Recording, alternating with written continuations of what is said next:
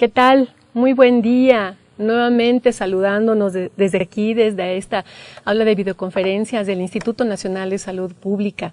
Pues permítanme saludarlos y darles la más cordial bienvenida a la segunda videoconferencia de este 10º ciclo de videoconferencias del Instituto Nacional de Salud Pública, que lleva por tema Investigación en Salud Pública, un proceso de consolidación.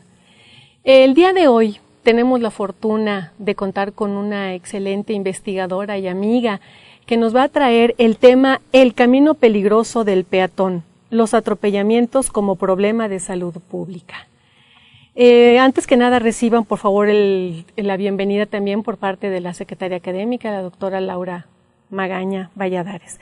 Pues bien, aquí la doctora Marta Cecilia Híjar Medina. Hola, ¿cómo estás? ¿Qué tal? Muy bien, mucho gusto. Permítanme darles una pequeña semblanza de la doctora, porque la verdad, como la mayoría de nuestros investigadores que hacen favor de darnos estas ponencias, pues tienen un currículum muy amplio y hemos tratado de hacer un resumen y lo apretamos, pero pues bueno, por mucho que tratamos de hacerlo, no siempre es lo correcto o finalmente se nos escapan algunos detalles importantes de ellos, pero bueno, en esta ocasión la doctora es doctora en Ciencias en Salud Pública, es investigadora titular F de aquí del Instituto Nacional de Salud Pública, directora del Centro Colaborador de la OMS-OPS en Investigación en Lesiones por Accidentes y Violencia, investigadora nacional nivel 2 del Sistema Nacional de Investigadores de CONACYT.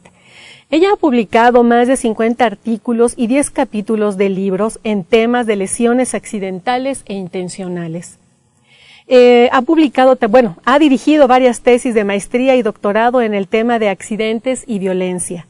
Ella forma parte del comité editorial y revisora de varias revistas a nivel internacional en el tema de accidentes y seguridad. Fue la coordinadora general de la 9ª Conferencia Mundial sobre Prevención de Lesiones y Promoción de la Seguridad, realizada en marzo del 2008 en la ciudad de Mérida, Yucatán. Como ven ustedes, pues bueno, ella cuenta con una amplia experiencia en estos temas y afortunadamente ella ha sido, pues, precursora de muchas innovaciones y de muchos letreros. Yo sé que muchos que hay por ahí en la autopista de Cuernavaca han sido propuestos por ti. Y bueno, no nos queda más que darle la más cordial bienvenida y a ustedes muchísimas gracias por acompañarnos. Los dejo aquí con la doctora Marta Híjar Medina. Bueno, pues muy buenos días, buenas tardes, dependiendo de donde nos estén escuchando. Muchísimas gracias, Berta Luz, por la invitación a participar nuevamente en estas videoconferencias y muchas gracias a la doctora Magaña, por favor, de mi parte, por la invitación. Bueno, el tema que nos ocupa tiene que ver con uno de los actores más vulnerables del tránsito urbano, que es donde normalmente ha sido y continuará siendo uno de los espacios en los que compartimos cotidianamente con otros seres humanos, con otras instancias que tienen que ver con que ese tránsito en estos espacios sea seguro, saludable y que tome en consideración estos aspectos de vulnerabilidad que tiene el peatón frente a un problema de salud pública muy severo, que son las lesiones producidas en accidentes de tránsito. El día de hoy yo quisiera, un poco para centrarnos en el tema y empezar a ponernos en común sobre qué son los atropellamientos, quisiera nada más compartir con ustedes el concepto y la definición que se acepta como tal a nivel internacional y que es aquel hecho donde interactúan dos actores de este espacio urbano que comentaba yo al inicio de mi presentación, que es el conductor de un vehículo de motor y el peatón. Ocurre en estos espacios y el daño a la salud se genera por la transferencia de energía mecánica que ocurre cuando un peatón es embestido por un vehículo de motor. No necesariamente tiene que ser un automóvil, puede ser también una motocicleta, y que genera lesiones que hacen que esa persona demande atención médica o fallezca como consecuencia de estas lesiones. ¿Y por qué es considerado como el más vulnerable? Porque frente a la energía que produce un vehículo que va a 30 kilómetros por hora, el cuerpo humano tiene muy poco que hacer o tiene muy poca resistencia, sobre todo en grupos como los menores de edad y la población de adultos mayores. Entonces, el día de hoy vamos a tocar el tema estricto de los atropellamientos que involucra a los peatones como el usuario más vulnerable de la vía pública. Y nuevamente, para seguir en esta idea de ponernos en común los conceptos, ¿qué son las lesiones? Miren, los accidentes en general, y es un término que cada vez se está utilizando menos en salud pública, los accidentes son eventos que ocurren y que no necesariamente producen daños a la salud. Puede haber un accidente ahorita, caerse una de estas lámparas que están en este espacio, y no ocurre, nadie sale lastimado. Entonces, a salud, y la salud pública entra en la medida en que las lesiones producidas por este tipo de eventos se convierten en daños de gran magnitud, de gran trascendencia y que son vulnerables a ser resueltos a partir de medidas de salud pública. Entonces, lo que nosotros vemos y estudiamos en salud pública son las lesiones producidas en eventos de tránsito, en el caso muy concreto de los atropellamientos, y que se concretan como un daño físico. ¿Y por qué insisto en el daño físico? Porque muy pocos estudios y muy poco se sabe de las implicaciones en la salud mental de los individuos que se ven involucrados en un evento de este tipo. Hay dos tipos de lesiones que, para el caso que nos ocupa, los mecanismos a partir de los cuales ocurren son las lesiones accidentales o no intencionales y las lesiones intencionales. Es importante reconocer esta diferencia porque normalmente los daños a la salud producidos por lesiones a veces se presentan de manera agrupada o agregada y no permiten identificar estas diferencias de los mecanismos que son importantes en términos de prevención y en términos de salud pública. ¿Cómo podríamos nosotros ir entendiendo este fenómeno de salud que de repente cuesta trabajo ubicarlo junto con otros problemas de salud pública, como puede ser el cáncer, como puede ser la diabetes, como puede ser la hipertensión, etcétera? La propuesta es analizarla como cualquier otro de estos problemas, donde nada más cambia un poco la terminología para entenderlo y ver en qué momento estamos en términos de ejercer una prevención primaria, secundaria o terciaria. Tiene que haber forzosamente el estudio de qué tanto está expuesto un sujeto a sufrir un daño producido por esta transferencia de energía mecánica de un vehículo a un peatón. Aquí se pueden hacer muchísimas cosas en términos de prevención y es lo que se llama pre-evento. En el momento en que ya hay una transferencia de energía, donde ya entraron en contacto el cuerpo humano y el vehículo, ahí entra dentro de esta etapa de lo que ustedes ven en la diapo, que es el que se llama el evento, donde puede o no haber lesiones.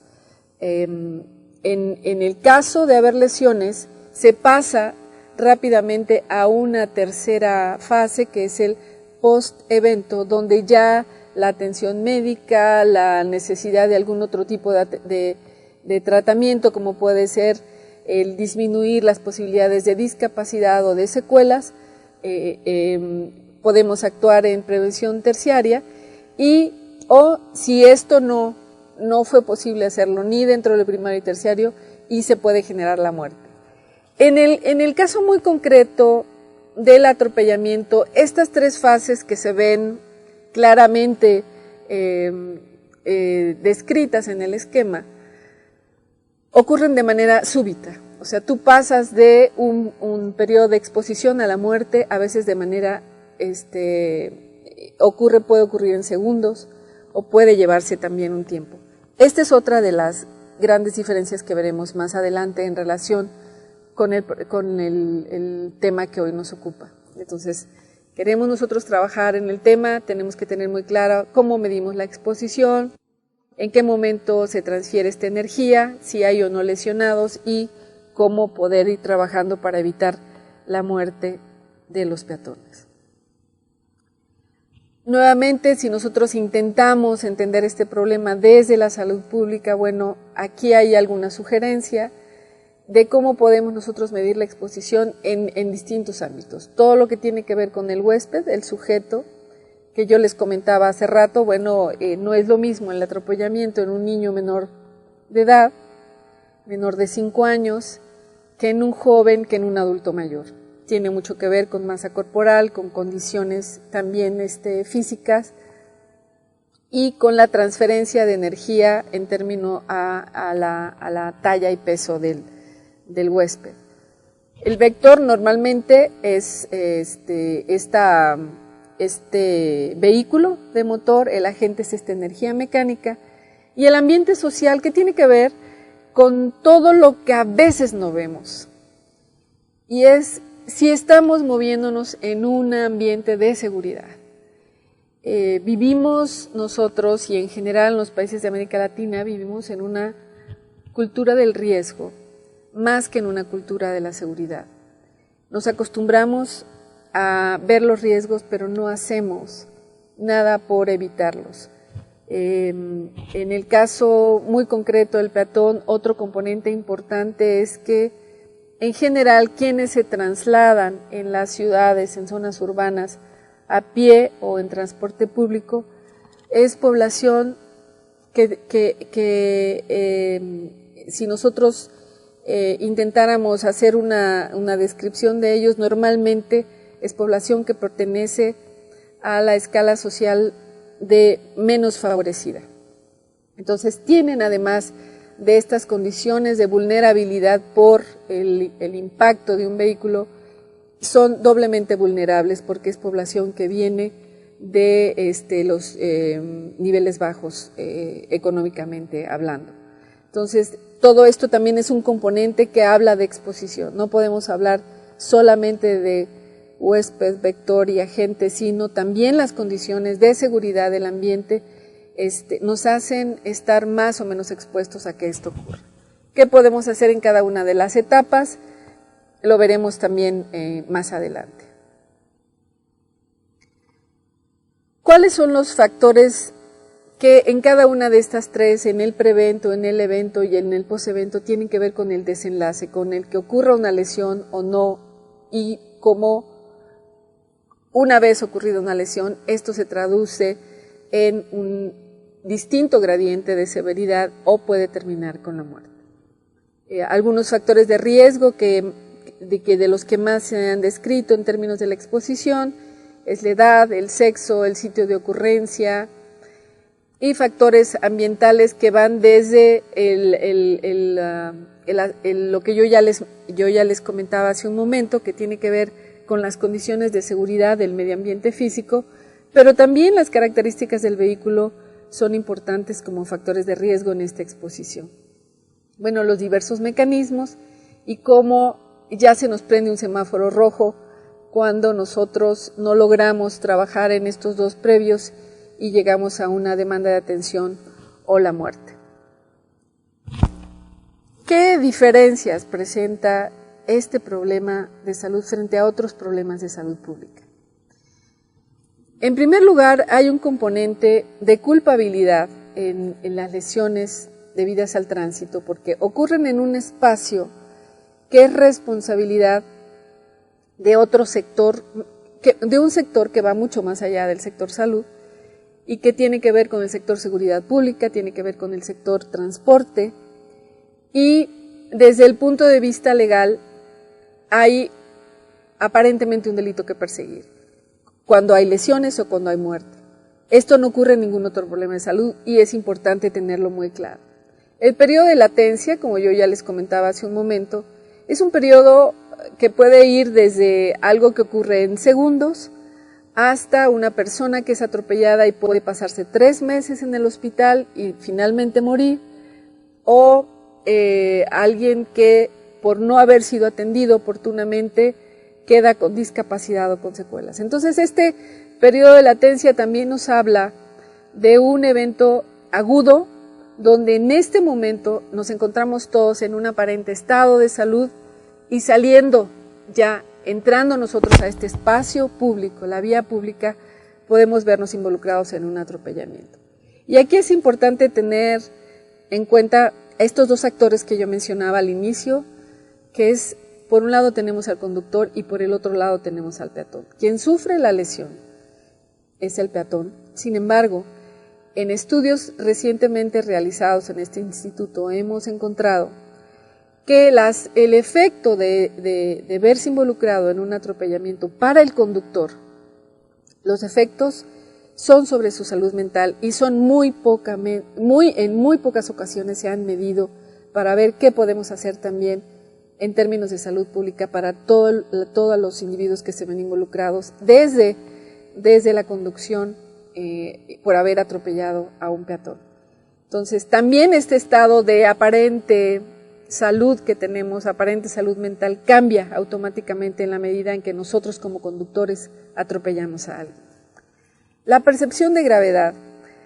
En general, las lesiones producen en la población una percepción, sobre todo si hay sangrado, si hay dolor intenso, si hay pérdida del conocimiento, se genera una percepción de gravedad mucho mayor que para cualquier otro problema de salud.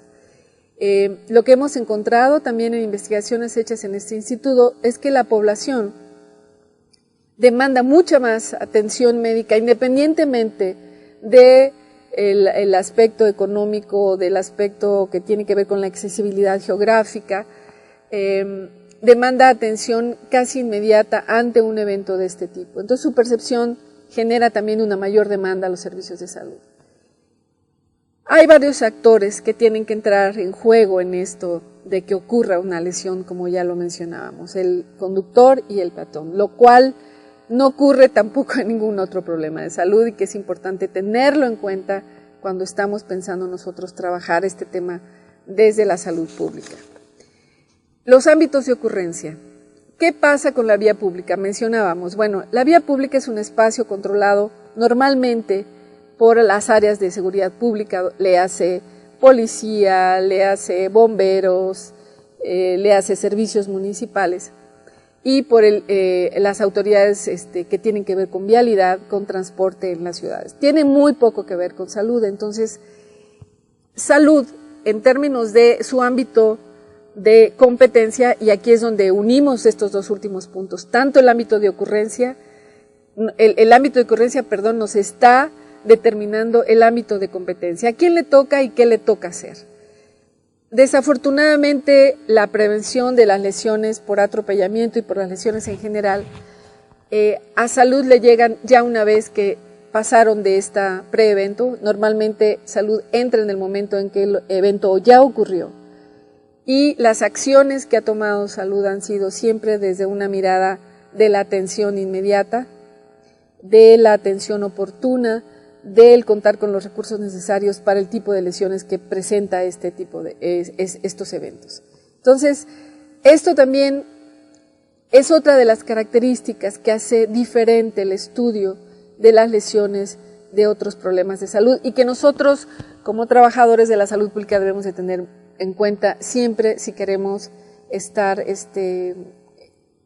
participando en la prevención de este problema.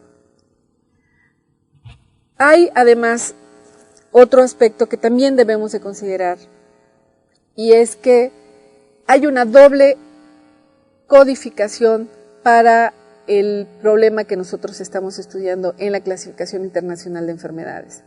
Si nosotros queremos conocer las causas de las lesiones, hay un código, y si queremos conocer los tipos de lesiones, hay otro código. Ejemplo, yo puedo tener como código de causa externa un choque de vehículo de motor y como código de lesión puedo tener fractura de cúbito y radio, puedo tener traumatismo cráneoencefálico. Pocas veces, y hay muy pocos ejemplos donde estos dos datos estén ligados. Entonces, Una de las propuestas que hemos venido haciendo hace muchísimo tiempo es el manejo entre estas dos codificaciones para realmente poder actuar en la prevención de lesiones. Hay una gran cantidad de casos de lesiones donde no se especifica cuál fue la causa externa. Tenemos un bote de basura enorme, tanto para muertes como para lesiones no fatales, donde van a dar a otros accidentes y los no especificados o lesiones que se ignora si fueron accidental o intencionalmente infligidas, y nos complica un poco el trabajo en este tema. Tenemos además agregado a todo esto la información. ¿Para qué se utiliza la información que se genera alrededor de este problema? Bueno, existen en primer lugar múltiples fuentes.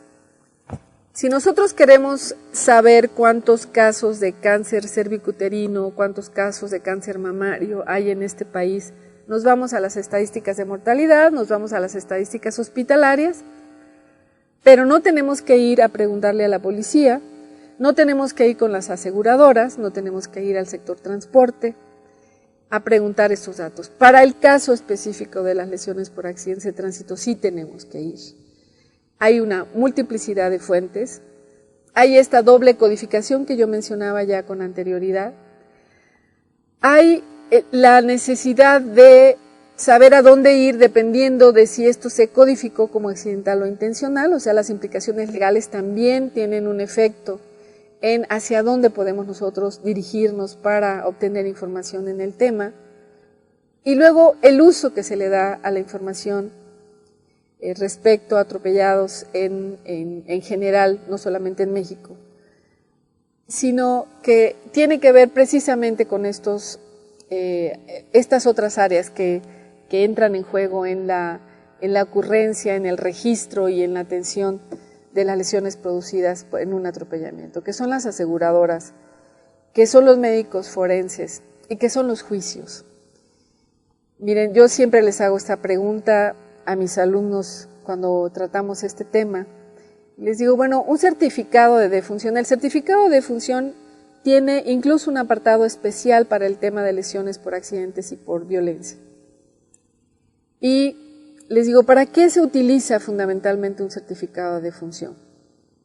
Bueno, por supuesto que uno inmediatamente piensa pues para generar estadísticas vitales, para ver cuáles son las causas, etcétera, etcétera. Bueno, el uso primario que tiene un certificado es poder enterrar un muerto. Y a veces ese enterrar un muerto tiene, además de estas implicaciones legales, lo que ahí yo coloco como los juicios, o sea, el que es un documento que es utilizado, puede ser utilizado en el seguimiento de un caso jurídico. Las aseguradoras, ustedes saben que los seguros le ofrecen, cuando le ofrecen a uno la prima del seguro de vida, le dicen, bueno, y si la muerte es accidental, el pago de su seguro va a ser de un 50% más, ¿no? Pero entonces esto que ha generado, pues ha generado que muchas muertes que pudieran haber sido registradas como accidentales se registran como intencionales para el no pago de esta parte de lo que la aseguradora. Entonces, incluso hay lugares donde creo que son las aseguradoras, hay ciudades pequeñas, son las que proveen estos certificados de defunción. Entonces, bueno, hay que también tener esto muy claro, para qué se usa la información relacionada con lesiones, para ver qué tanto confiamos en nuestras fuentes.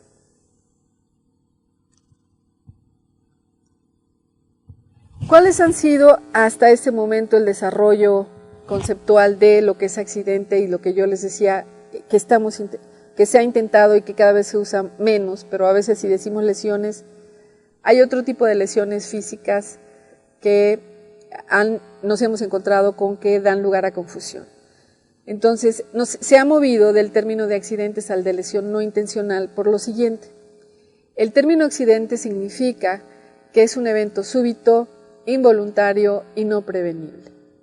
Lo que implica el nuevo concepto es que es un evento que sí se puede prevenir. Si nosotros conocemos los mecanismos que tienen que ver con la exposición y con lo que podemos ir haciendo en cada uno de los otros niveles de prevención, sí es un evento que se puede prevenir.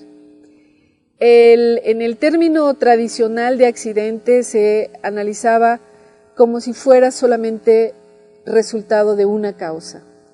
El nuevo concepto implica el análisis multicausal. En el concepto tradicional también la variable espacial no tenía ningún valor.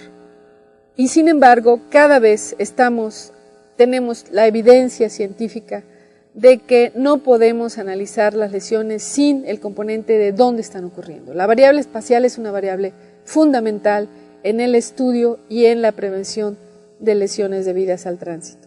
Entonces, esto es una nueva mirada para poder ir transitando del término accidente a lesión no intencional, donde el sitio concreto del evento es fundamental. También en esta mirada tradicional se consideraba como que siempre es el individuo el que tiene nuevamente este concepto de culpabilidad, o sea, la causa se encuentra casi siempre en el factor humano y esto no es cierto. Esto también existe evidencia, nos hemos movido, hemos demostrado que es un problema multicausal donde el factor social y cultural juegan un rol fundamental en la ocurrencia y también debemos de considerarlo en la prevención. El concepto tradicional lo que generó fue una política pasiva que ha hecho que, por ejemplo, en algunas ocasiones el problema se haya tratado de resolver poniendo unidades de choque casi en cada esquina de las ciudades. No, lo que los servicios de salud deben evitar es recibir lesionados, porque lo que tenemos que hacer es prevenir que no ocurra, que el evento no llegue a ocurrir. Entonces, este concepto del accidente lo que generó en el pasado fue una política pasiva, muy cara y de muy poca trascendencia o incidencia política. El nuevo concepto donde se maneja como un evento que puede ser prevenible, donde debemos ir abordando cada uno de los puntos mencionados, ha generado intervenciones de bajo costo y de gran impacto económico y social. Tradicionalmente este concepto de accidente generó acciones sectoriales, o sea, era a partir de un sector, el trabajo de un sector, cómo se iba a resolver el problema, y la nueva visión, la nueva mirada implica la intervención y la participación de varios actores para poderlo resolver. Entonces, en este modelo tradicional, o sea, genera un modelo específicamente curativo de corto plazo, generó este modelo que afortunadamente cada vez está más lejano y nos vamos moviendo a un modelo preventivo de largo plazo. Y en este sentido es como yo quisiera que empezáramos a ver el resto de la presentación. Bueno, ¿cuál es el estado actual? Es un problema multifactorial. Nuevamente, hay confusiones entre los mecanismos y las consecuencias, esta doble codificación y a quién le toca qué. Existe una falta de coordinación o la coordinación es pobre entre los sectores que pueden actuar sobre estos mecanismos y el sector salud, que es el que actúa sobre las consecuencias. Y por último, la vulnerabilidad de la población. Nosotros no hay día que no escuchemos de un accidente en nuestro espacio cercano. Sin embargo, siempre sentimos que es algo lejano, que eso ocurrió porque ya le tocaba a esa persona. Entonces la población se siente poco vulnerable a sufrir este daño a la salud y eso también tiene implicaciones en un actuar hacia la seguridad más que hacia el riesgo de parte de la sociedad. ¿Cuál es el panorama mundial? Bueno, las lesiones en general, no solamente las lesiones debidas al tránsito, producen anualmente, y esto está reportado en el informe mundial de la OMS del 2004, más de 5 millones de muertes al año.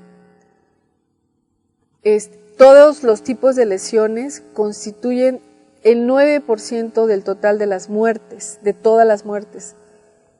Y aquí déjenme mencionar que esto representa más que si nosotros juntáramos las muertes producidas por SIDA, por malaria y por tuberculosis. O sea, si juntáramos todas las muertes por estas causas, de todas maneras el porcentaje que significan lesiones es mucho más alto que esto. Y luego el impacto sobre la población joven, en especial aquellas que se encuentran entre los 15 y los 29 años, donde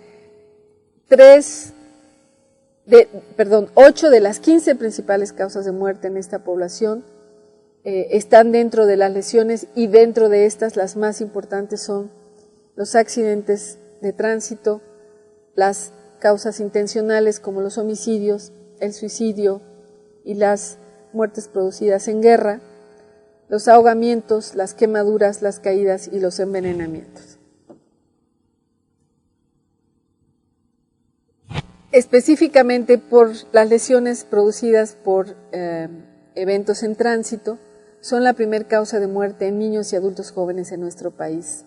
Y esto ocurre casi en todo el resto del mundo, igual, de la misma manera.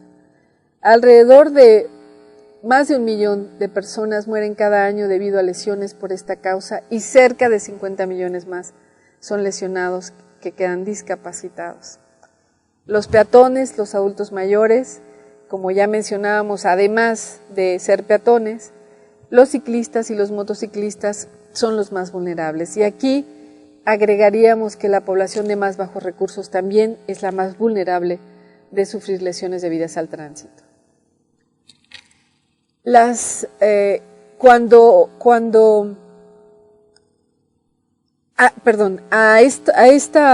estas causas de muerte tendríamos que agregar todos a la cantidad de lesionados que no fallecen, pero que presentan lesiones que pueden terminar en una discapacidad o en una secuela, en donde encontramos que el 9%, como ya lo decíamos y ya lo presentábamos en la diapositiva anterior, de todas las muertes, y el 16% de todas las discapacidades se deben a lesiones en general producidas en tránsito, intencionales, no intencionales. Se producen también millones de visitas a los servicios de urgencia hospitalarios y de estancias nocturnas, y generan también la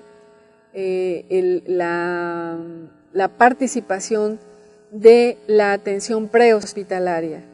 Y la atención prehospitalaria que se da en hechos que ocurren en vía pública a veces se encuentra desvinculada con la atención que da el sector salud. Porque en algunos casos, no precisamente en todos, pero en algunos casos sí, esta atención prehospitalaria la está brindando otro sector diferente del sector salud, en donde a veces esa coordinación necesaria para la atención oportuna no se da como debe de estarse dando. Nuevamente, la población con menores recursos es la que tiene mayor riesgo de lesionarse por las diversas causas, y al mismo tiempo y paradójicamente son los menos beneficiados por programas de prevención. En el caso de los niños como un grupo específico, cada año al menos 23,000 niños mueren por envenenamiento debido a sustancias tóxicas o medicamentos. Se han implementado algunas intervenciones que han demostrado ser lo más costo efectivas y más eficientes también para prevenir estas muertes. No es posible que tengamos esa cantidad de muertes en niños por no tener las suficientes medidas preventivas para que no ocurra esto. Y bueno, una de las intervenciones ha sido el cierre de sustancias tóxicas y también el cierre de medicamentos a prueba de niños. Esto ha salvado miles de vidas. El no dejar sustancias al alcance de los niños. Créanme que esto es entraría dentro del campo de la negligencia, porque no hay persona en este país ni en cualquier parte del mundo que no sepa el riesgo que significa que un niño tenga a su alcance una sustancia tóxica y que sabemos que tarde o temprano puede ingerirla. Entonces, es algo que nos tiene que mover a la conciencia de que podemos prevenir algunas de estas 23,000 muertes. ¿Qué pasa con las quemaduras? Bueno, nuevamente en el reporte de la OMS se registra que al año mueren 300,000 personas debido a quemaduras provocadas por fuego. Los grupos más vulnerables aquí son los más expuestos, por supuesto, que son las mujeres y los niños. Es la única causa de lesiones por los cuales la mujer tiene un mayor riesgo de morir en comparación con el hombre. Y esto tiene mucho que ver con exposición. Y sobre todo en esta causa es muy importante no perder de vista que las secuelas y las discapacidades que genera este problema de salud a veces son mucho más dolorosos que el haber sufrido la quemadura misma. Entonces, nuevamente, nos tiene que mover a la reflexión de qué estamos haciendo. En el caso de las lesiones intencionales, bueno, en este momento, en nuestro país y en muchos países del mundo muere más gente por homicidio que por ataques de guerra, y aún más están muriendo por suicidio. Por cada muerte debida en zonas de guerra ocurren 3 por homicidio y 5 por suicidio. Pero la parte más dolorosa de este problema es la violencia que ocurre detrás de las puertas de los hogares, que si bien es un fenómeno que no produce muerte, sí genera sufrimiento psíquico y emocional para quienes están sufriendo el impacto de la violencia intrafamiliar. En el caso muy concreto de la violencia sexual, el reporte también menciona que 1 de cada 5 mujeres y 1 de cada 10 hombres reportan haber sido abusados sexualmente durante su infancia.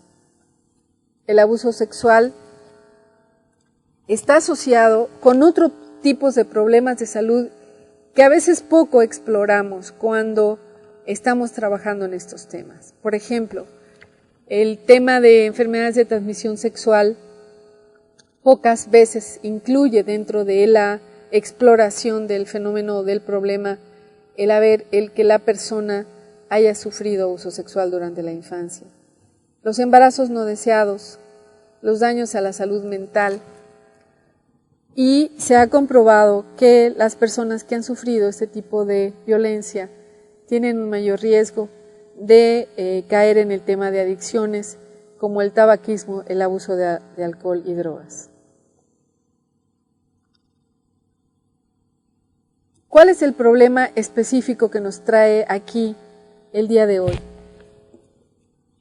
La idea de hablar de todos los tipos de lesiones antes de hablar del problema que nos trae es que dimensionemos los distintos tipos de lesión y dentro de estos los que se producen en los atropellamientos.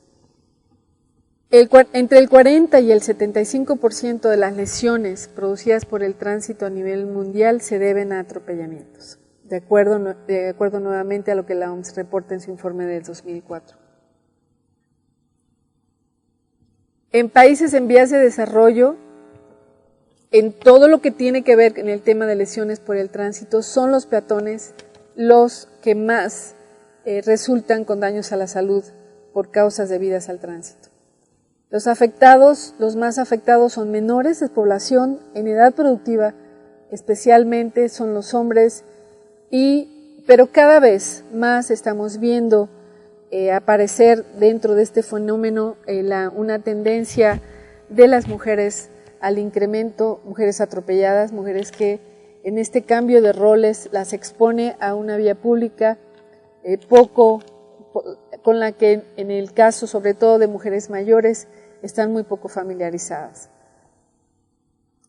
En muchos casos estas personas que se ven involucradas en un atropellamiento son los jefes de hogar y el impacto además de en las condiciones de salud individuales también se observa en las condiciones de la familia, tanto por la ausencia como la pérdida de productividad, acarrea consigo problemas en la dinámica del día a día de las familias. En el caso de los ancianos, de la población adulta mayor y de los menores, la mayor parte de los casos provienen de familias pobres, como ya lo habíamos dicho, entonces estas poblaciones se convierten en poblaciones doblemente vulnerables. ¿Qué pasa en la región? Bueno, aquí yo les presento la gráfica que aparece en el Informe Regional sobre Seguridad Vial publicado el año pasado por la OPS, donde observamos que México está dentro de los países que presentan la tasa más alta de muertes debidas al tránsito vial. Y comparamos, tenemos una tasa que estamos compartiendo con países como Brasil, con otros países del Caribe, y que nos debe también de mover a la reflexión qué es lo que estamos haciendo o qué es lo que no estamos haciendo para estar ocupando estos lugares que estamos junto con estos otros países que aparecen en la gráfica por arriba de la media de toda la región de las Américas. Pero ¿qué pasa al interior de esta tasa? Normalmente estamos acostumbrados a que nos hablen de la tasa de mortalidad por lesiones debidas al tránsito, pero acuérdense que hay que hacer la diferenciación de si estamos hablando de conductores o ocupantes de vehículos, si estamos hablando de peatones, si estamos hablando de motociclistas o de ciclistas. Entonces, si nosotros desagregamos esta tasa, ¿qué pasa en esta región de las Américas? ¿Qué está pasando con los peatones? Bueno, lo que estamos observando en esta gráfica es que para los países de Mesoamérica, donde está México, para países de la región andina y para el cono sur, los peatones están siendo uno de los actores más afectados. O sea, tenemos un serio problema con los peatones en México, en Centroamérica y en el cono sur.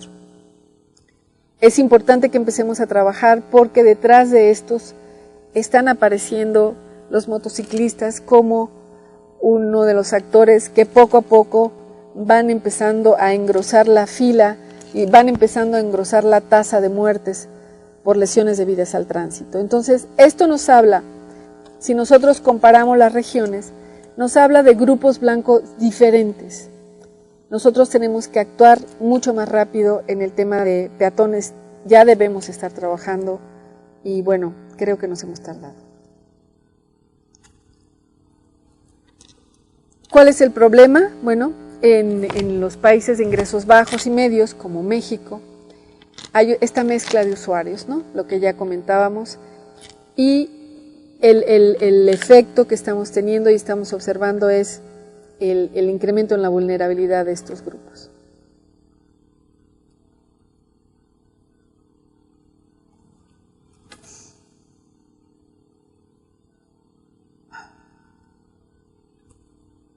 Los atropellamientos, también dentro de las lesiones debidas al tránsito, ya lo mencionábamos, están siendo una de las principales causas generadores de gran severidad, precisamente por estas cuestiones que tienen que ver con la vulnerabilidad y de discapacidad. Si nosotros regresamos un poquito a alguno de los esquemas que yo les mencioné y les presenté anteriormente, tendríamos que tomar en consideración esta severidad que están generando y estos daños a la salud severos y graves que se están generando en la población, que están produciendo para el sistema de salud una gran carga para los servicios, tanto prehospitalarios como hospitalarios, para la atención de los lesionados y para su posterior rehabilitación.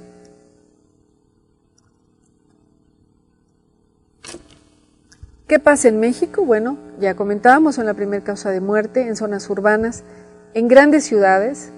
Aquí dice como en el DF, bueno, no necesitamos ser grandes ciudades, también ya las ciudades medias presentan esto como un problema importante de salud.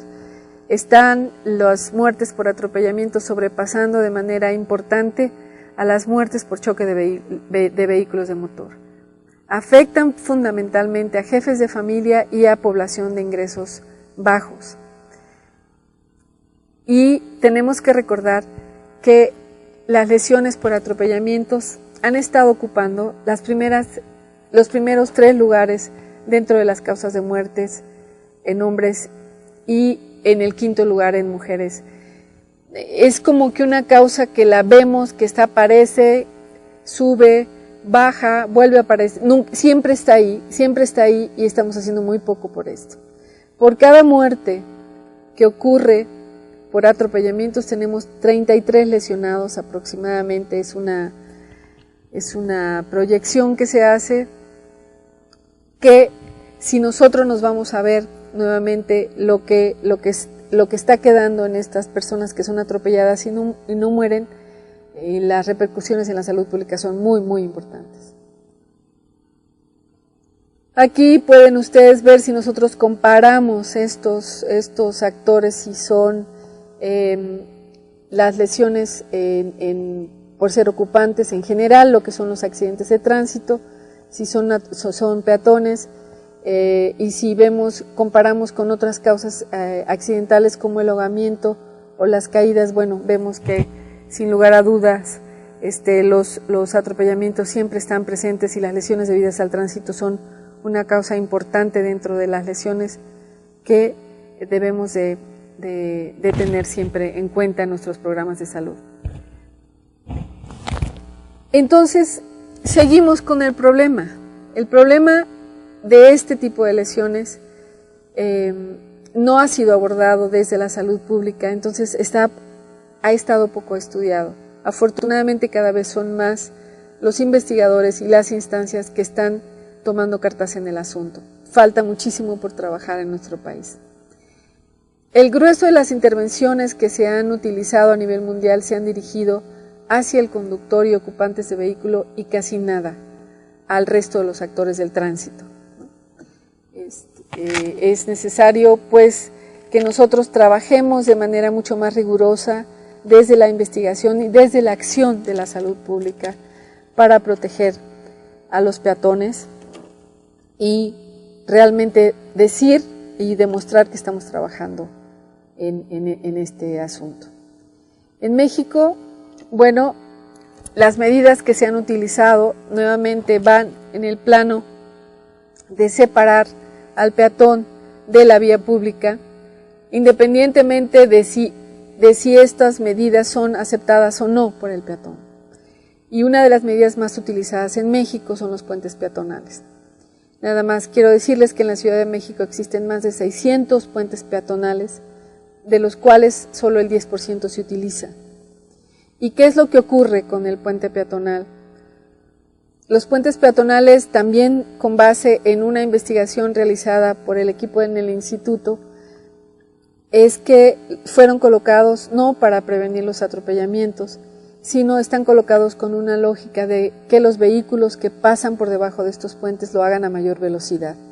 Así que cuando el peatón se atreve a cruzar por debajo de ese puente, las velocidades a las que pueden ser embestidos por un vehículo son mayores. Entonces encontramos el fenómeno de que hay puentes peatonales con un número importante de muertes en estos sitios específicos donde están los puentes peatonales. También hay otros puentes peatonales donde no hay una sola muerte, y esto tiene que ver con el tipo de puente donde cuando el peatón tiene la posibilidad de cruzar por debajo, lo va a hacer por debajo. Entonces, más o menos en los puentes donde el peatón tiene esta posibilidad, el uso de los puentes peatonales baja del 100% al 40%. Entonces, esto también hay que tomarlo en consideración. Ocurren en grandes avenidas y es nuevamente la velocidad un factor en el evento final. Ocurren cerca de puentes peatonales, cerca de los lugares donde los peatones normalmente acostumbran moverse, ya sea de su casa o de su lugar de trabajo. Ocurren fundamentalmente los más severos, pero toda la semana ocurren y a diversas horas del día, pero los más severos ocurren fines de semana y en las horas de la noche. ¿Por qué? Porque son las horas en donde hay menos tránsito vehicular, entonces los vehículos se desplazan a mayor velocidad, entonces ante un atropellamiento las consecuencias sobre el peatón son más severas. Ocurren en hombres en edad productiva y bueno, la imagen hasta aquí que hemos presentado es una imagen desalentadora porque los puentes a pesar de que pudieran ser útiles, están mal ubicados, son inseguros, hay personas que no quieren usar los puentes por temor de lo que puede ocurrir arriba de esos puentes, y son puestos con base en una lógica de ingeniería, más en una lógica de asegurar su uso y de que se conviertan en elementos para prevención de atropellamientos. Y esa ha sido la intervención que en México más hemos utilizado. Este es un esquema y no me voy a detener muchísimo en él. Nada más para presentarles lo que Haddon, que es el autor que inició con este nuevo enfoque de estudio para las lesiones, tratando nosotros de aplicar el modelo que él propone desde estas fases que ya hemos visto, qué tendríamos que estar haciendo en términos de la prevención de atropellamientos si queremos trabajar en cada uno de los factores que tienen que ver con este problema de salud. Creo que la presentación va a estar disponible posteriormente, no me quiero detener en cada uno de los cuadros, pero a quien le interese el tema, le recomendaría mucho que busque la bibliografía de William Haddon para la prevención de lesiones en general y la aplicación de este modelo específico en el tema de qué podemos hacer para prevenir los atropellamientos. Existen diferentes tipos de intervención dependiendo de lo que queremos trabajar, que van desde una legislación que implica no solamente la generación de nuevas leyes, sino la necesidad de aplicarlas. En nuestro país tenemos muy buena legislación en términos de seguridad vial, pero no hay vigilancia de su aplicación. Hay intervenciones en el campo de la ingeniería que han demostrado ser muy, muy costo efectivas. Quiero decirles que la intervención más costo efectiva para prevenir atropellamientos es algo que se llama todos los semáforos en rojo. Para estos puntos donde alto riesgo de atropellamientos, se le da preferencia al peatón y llega un momento en que en todos los sentidos de estas avenidas los semáforos están en rojo para permitir que los peatones puedan cruzar con seguridad. Los impuestos y subsidios a las compañías productoras de vehículos, que bueno, hay ya ahorita vehículos que la misma estructura está pensada para prevenir no el atropellamiento, pero sí en caso de que ocurra un atropellamiento, que las consecuencias sean menores. Bueno, en uno de los campos en los que más se ha trabajado es en la información, creo que menos en la educación y menos en la comunicación para lograr un cambio en la conducta y actitud de seguridad nuevamente de dos actores, del conductor y del peatón. Y en el tema de la investigación, bueno, en algunos casos nos hemos quedado en la identificación de estos factores de riesgo que ya hemos mencionado, y poco a poco nos estamos metiendo ya en el tema de evaluar intervenciones. ¿Cuáles serían estas intervenciones? Dentro del panorama que hemos hasta ahorita presentado a ustedes, se han propuesto estrategias de prevención primaria que han sido probadas a nivel mundial para mejorar la seguridad vial. Esto se han hecho en distintos niveles, que tiene que ver con el nivel estrictamente individual, lo que tiene que ver con el vehículo, o sea, en el individual se ha trabajado mucho en la parte de comportamientos, en el vehículo, en esta capacidad de producir las menores lesiones de acuerdo a los materiales con los que está construido un vehículo. Y el nivel más importante, desde mi punto de vista, que es en el que deberíamos estar trabajando para disminuir la exposición, que es el nivel medioambiental, que tiene que ver con el separar a los peatones de los riesgos y disminuir fundamentalmente la exposición a ser atropellados. Algunas medidas que se han utilizado para reducir la velocidad de los vehículos de motor para precisamente en caso de que el evento se dé, el impacto sea menor, tiene que ver con estas que yo les presento aquí.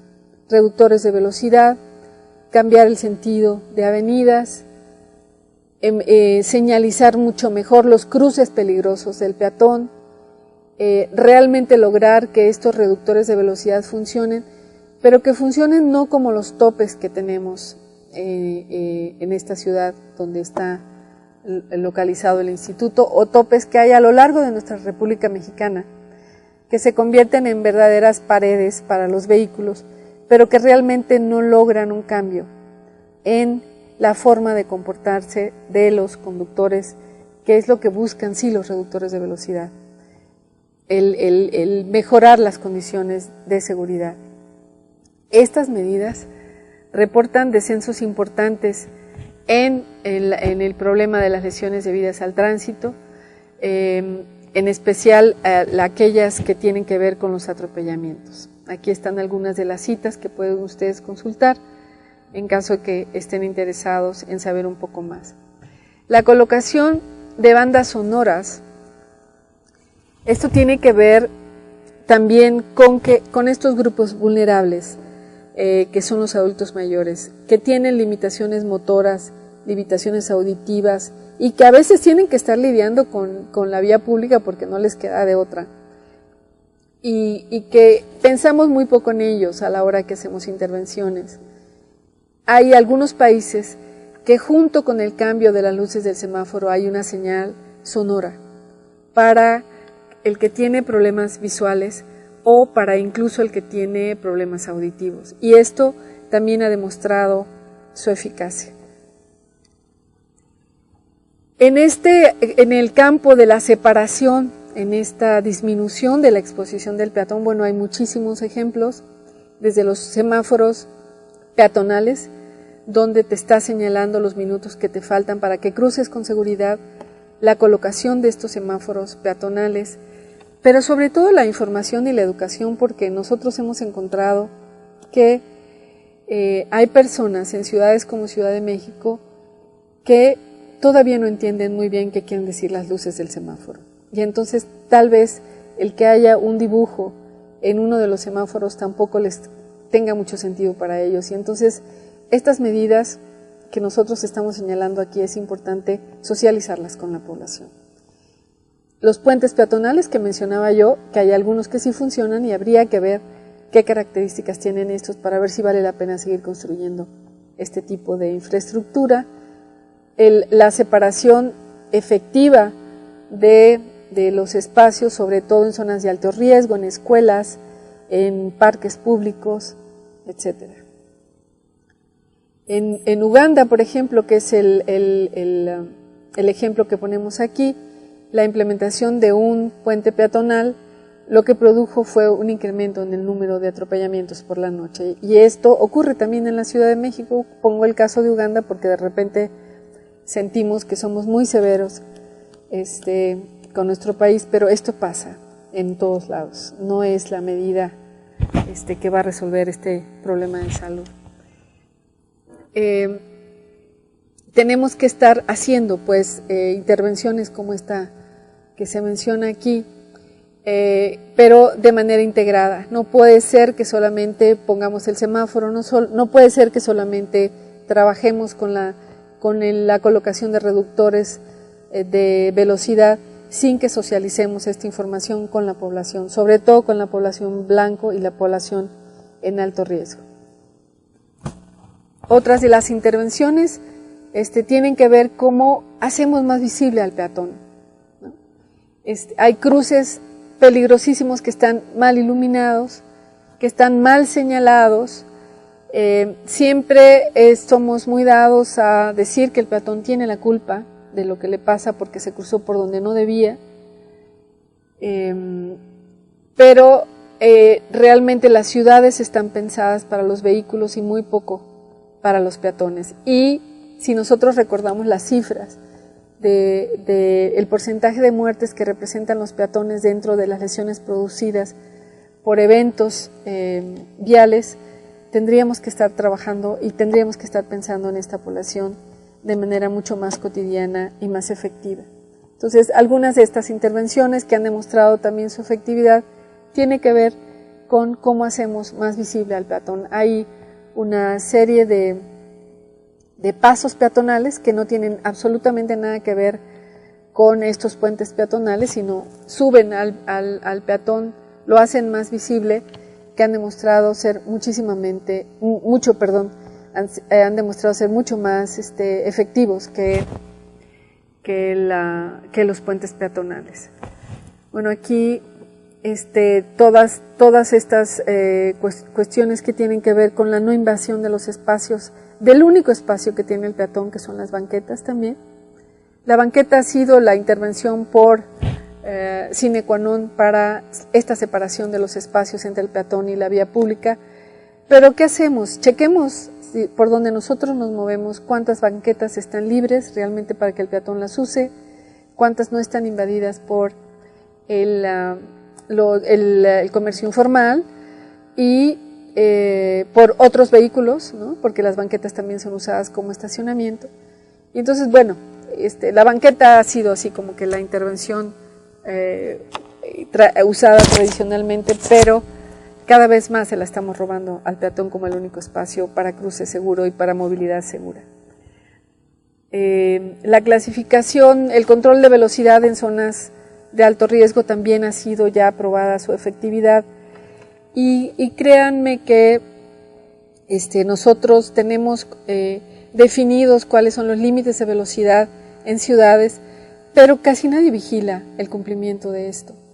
El control de los niveles de alcohol, que ha sido una de las medidas que más recientemente se están implementando en nuestro país y que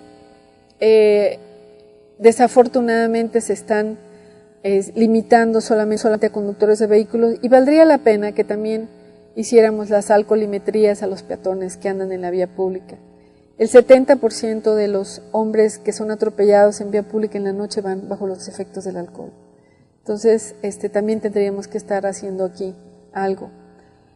Las luces de circulación diurna, de repente vemos vehículos con las luces prendidas en el día, que en algunos países han demostrado gran efectividad para evitar también lesiones de peatones y choques entre vehículos de motor. Entonces, hay ya la evidencia suficiente sobre todas estas medidas, el éxito de estas intervenciones que hemos mencionado hasta ahorita. ¿Y por qué es importante actuar ahora? De acuerdo a las proyecciones que hace la OMS, las lesiones debidas al tránsito en los próximos 10 o 20 años van a subir del lugar 9 a nivel mundial al tercer lugar como causa de muerte. Entonces tenemos que empezar a trabajar aquí. Quisiera compartir con ustedes algunos resultados del uso de técnicas, de otros tipos de técnicas para estudiar este problema que tiene que ver con el análisis geográfico, basados en lo que mencionábamos en el nuevo modelo de trabajo de prevención de lesiones, que tiene que ver con el tomar en cuenta la variable espacial. Nosotros, si no sabemos dónde están ocurriendo las lesiones debidas al tránsito, poco podemos hacer para su prevención. Aquí tendríamos esta visión. Esto es un ejemplo nada más de que el análisis geográfico es una herramienta de gran utilidad para el estudio de las lesiones debidas al tránsito. Si nosotros hacemos distintos análisis del problema, también podemos actuar y utilizar mejor los recursos en términos de prevención. Si sabemos que hay municipios, áreas con mayores prevalencias de lesiones debidas al tránsito, podemos utilizar mejor nuestros recursos y podemos implementar estas medidas que yo ya les mostré de una manera mucho más concreta en las zonas de alto riesgo. Si nos vamos al interior de cada uno de los municipios, podemos identificar a través de estas técnicas las zonas para trabajar mejor. Y bueno, ¿cuáles serían las conclusiones que yo compartiría con ustedes de la presentación del día de hoy? Bueno, que existen el gran volumen de actores de la vía pública que tenemos en nuestro país son los peatones. Y desafortunadamente la mayor parte de las personas que son atropelladas tienen poca o nula experiencia en la actividad de manejar. Cuando nosotros como conductores somos peatones, entendemos bien a los conductores porque hemos estado en los dos lugares, pero el 90% de la población que es atropellada en México nunca ha conducido un vehículo de motor. El diseño de las calles, el crecimiento de las ciudades está planeado para el automóvil, para mejorar la circulación de vehículos y, por ejemplo, los tiempos de duración de los semáforos están hechos también para que los vehículos circulen más rápido y no para que los peatones tengan tiempo de cruzar. Esto no debemos olvidarlo ni perderlo de vista. La ausencia de banqueta, los anchos de calle como los tiempos de cruce no están de acuerdo más bien con la velocidad a la que circulan estas poblaciones vulnerables, además de sus características de desarrollo, ¿no? Los niños, los ancianos, los adultos mayores y las personas con discapacidad. Nosotros que estamos somos parte de la población adulta o los jóvenes pueden cruzar con mayor rapidez estas zonas de alto riesgo, pero estas señalizaciones no están pensadas para estos grupos. La señalización para los peatones a veces no existe o es inconsistente, a veces mandamos mensajes encontrados o damos por hecho que el peatón las debe de entender cuando nunca hemos socializado este trabajo.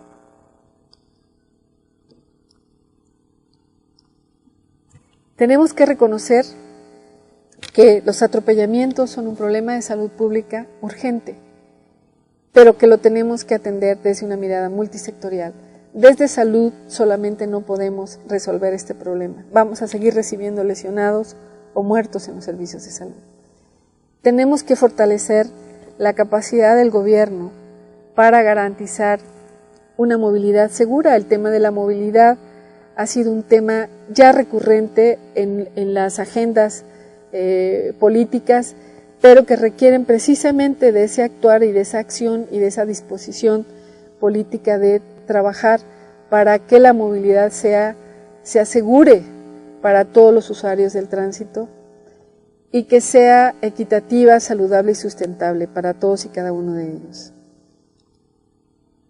Esto es un ejemplo de la Ciudad de México, es una foto de la Ciudad de México y la comparo, con una foto de hace muchísimo tiempo de Londres. Londres, en Inglaterra, ocurrieron los primeros atropellamientos del mundo, quiero decirles, y vean el tamaño de las rayas de esa calle y vean cómo cruzan los peatones en la Ciudad de México. ¿Para dónde van los vehículos? No sé, es el juego de Juan Pirulero, en el que cada quien atiende su juego.